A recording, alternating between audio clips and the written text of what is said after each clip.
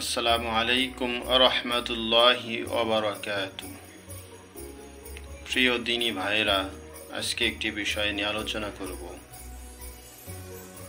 যে পূর্বের যুবকেরা তারা কতটা কোরআনের প্রেমিক ছিলেন, আল্লাহ প্রেমিক ছিলেন, আর বর্তমান সমাজের যুবকেরা কিভাবে তারা পাপাচারের দিকে প্রতিযোগিতা শুরু করে দিয়েছে, পাপাচারের দিকে তারা কিভাবে ছুটাছুটি করছে। তারা তাদের রবকে ভুলে গেছে, তাদের রবের যেই নির্দেশনাগুলো ছিল সেগুলোকে তারা কোনো তোয়াক্কা করছে না।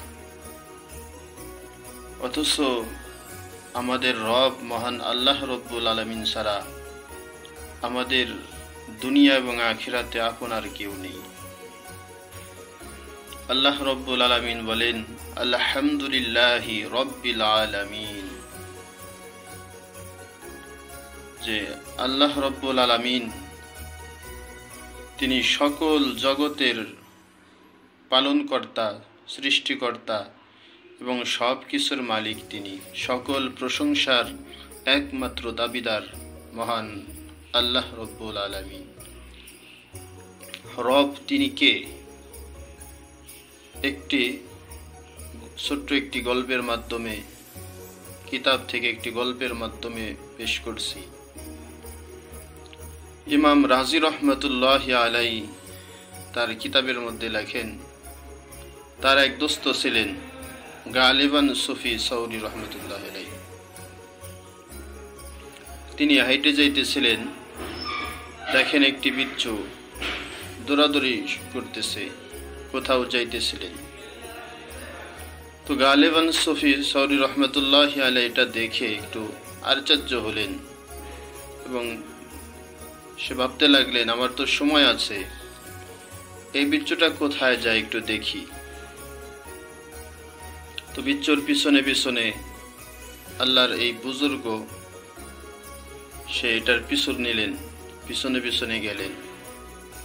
তো দেখেন যখন ফোরাত নদীর কিনারায় চলে গেছে, তখন ওই ফোরাত নদী থেকে একটি কচ্ছপ ভেসে উঠছে। একটু দেরিও হয়নি, যাওয়ার সাথে সাথে একটি কচ্ছপ ভেসে উঠেছে। সুবহানাল্লাহ। আর বিচ্ছুটি এই কচ্ছপের পিঠে উঠল। ওঠার পর বিচ্ছুকে কাঁধে বহন করে এই কচ্ছপটা নদী সাঁতরে সাঁতরে নদীর ওপারে নিয়ে যাইতেছে। তো এই যে কানেকশন, এই কানেকশনটা কে করিয়ে দিলেন? একটু দেরিও হইল না, যখনই চলে গেছেন বিচ্ছু, সাথের সাথ একটু দেরিও হলো না, সাথের সাথ কচ্ছপ ভেসে উঠছে। এই কানেকশনটা করিয়ে দিয়েছেন আমাদের রব আল্লাহ। তো এই বুজুর্গর মনের ভিতর আরো কৌতূহল জাগলো, দেখি শেষ পর্যন্ত কি হয়। সে একটি নৌকায় করে নদী পার হইতে লাগলেন এবং কচ্ছপের পিছু নিলেন। নদীর উপারে গিয়ে দেখে একটি টকবেগে যুবক, সে গাছের শেকড়ে মাথা রেখে ঘুমাইতেছে। তো এই যুবককে আক্রমণ করার জন্য একটি সাপ ফানা তুলছে। তখন ওই বিচ্ছুটা দৌড়ে গিয়ে ওই সাপকে, বিষাক্ত সাপকে কামড় দিয়ে সাপকে মেরে ফেলছে। তো এটা দেখার পর এই বুজুর্গ চিল্লিয়া চিল্লিয়া বলে উঠছে, আল্লাহু আকবার, আল্লাহু আকবার। এভাবে আল্লাহু আকবার বলে চিৎকার দিয়ে উঠছে। তখন যুবকের ঘুম ভেঙে লাফিয়ে উঠছে। বিচ্ছুকে সামনে দেখে হাতের মধ্যে ইট নিয়ে তখন তাকে ইট মারবে। এমন সময় বুজুর্গ লোক বলতেছে, ও মিয়া, এটা তুমি কি করতেছো? এটা তো তোমার শত্রু নয়, তোমার শত্রু তো ছিল সাপ। সাপকে তো মেরেই ফেলছে, এটা তোমার শত্রু নয়, এটা ছেড়ে দাও। আর তুমি যুবক, তুমি কি করো? তুমি এখানে ঘুমাইতেছিলে, অথচ তোমাকে এই সাপ থেকে বাঁচানোর জন্য আল্লাহ রব্বুল আলামিন এত দূর থেকে বিচ্ছু পাঠিয়ে দিলেন, যুবক তুমি করো কি? যুবক বলেন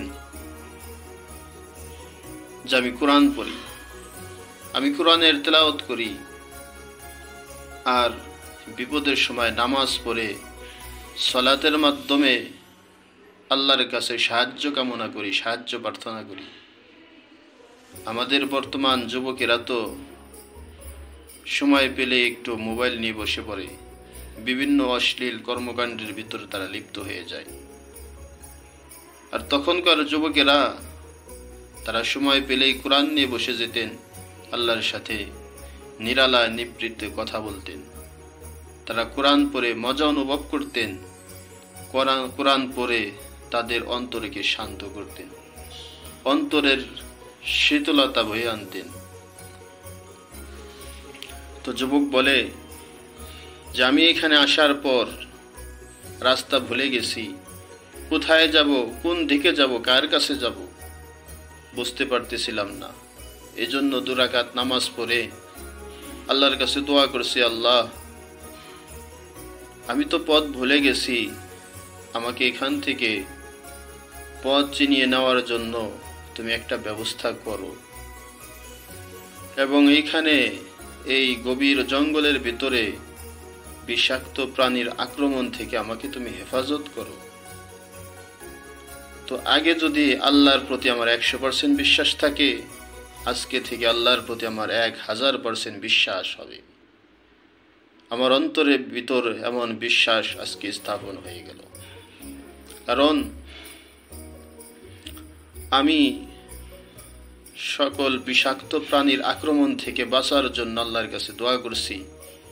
এই কারণে এই সাপ থেকে, সাপের বিষাক্ত ছবল থেকে বাঁচানোর জন্য আল্লাহ রব্বুল আলামিন দূর থেকে বিচ্ছু পাঠিয়ে দিয়েছেন, এবং আমি রাস্তা ভুলে গেছি, আমাকে রাস্তা চিনিয়ে নেওয়ার জন্য নৌকা দিয়ে আল্লাহ রব্বুল আলামিন সাগরের ওপার থেকে আপনাকে আমার কাছে পাঠিয়ে দিয়েছেন। সুবহানাল্লাহ। এর নাম কে? যিনি এমন বিপদ থেকে বান্দাদেরকে হেফাজত করেন, তিনি হলেন আমাদের রব আল্লাহ।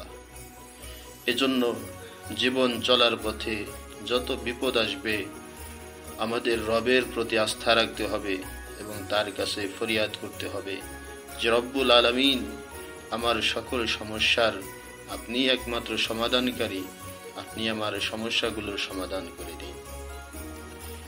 আল্লাহ তাআলা আমাদের সবাইকে ঈমান ও আমলের সাথে জিন্দেগি অতিবাহিত করার তৌফিক দান করেন। আমিন।